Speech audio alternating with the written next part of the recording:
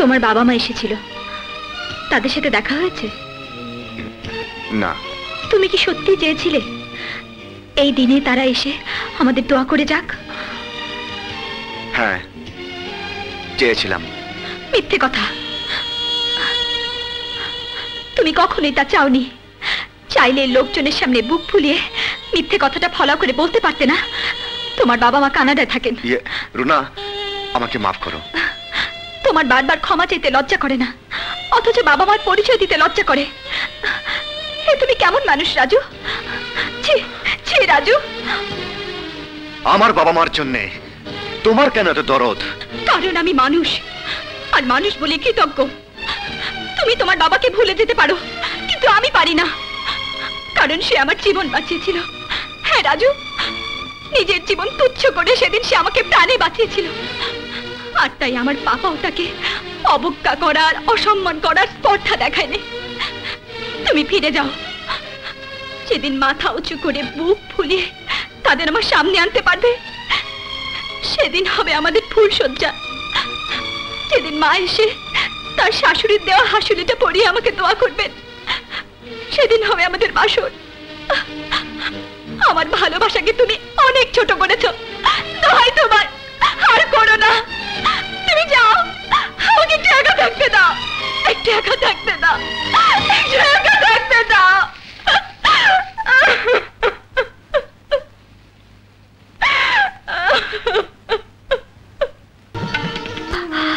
খুব বেশি ব্যথা? ডাক্তার আনি? ডাক্তার লাগবো না, তুমি আমার কাছে বসো। এবার ঘুমা। ঘুম যে আসে না। বাবা,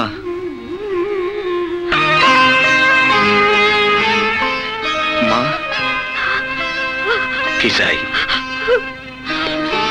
বাবা আমারে মাফ করে দাও, আমারে মাফ করে দাও বাবা।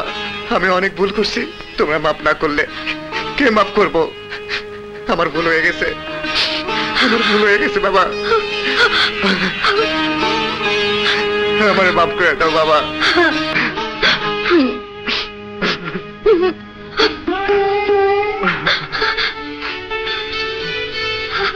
বাবা, মা,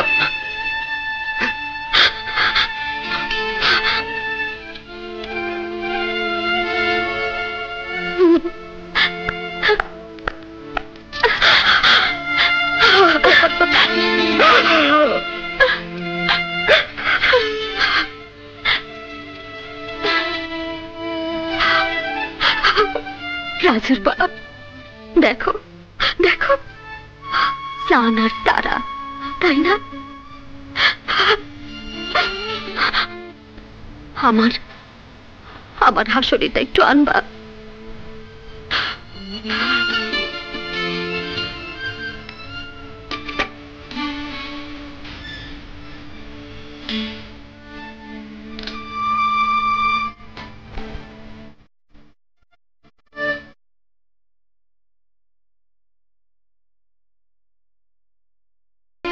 বাবা, আমরা আমরা তোমাদের নিতে এসেছি। চৌধুরী বাড়ি? হ্যাঁ। না, এটা হয় না, আমি ওই বাড়িতে যাব না। বাবা, আমরা খুব আশা নিয়ে এসেছি। এবাড়ির বউ হিসেবে এই প্রথম আমি কিছু দাবি করলাম। আপনারা না গেলে আমরা খুব কষ্ট পাবো। বাবা, আমার যখন ক্ষমা করছো তখন আমার এই সুখটুকু দাও, মারে নিয়ে চলো।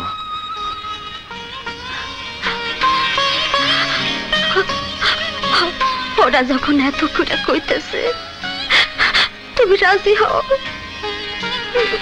ঠিক আছে, চলো বাবা, যাই।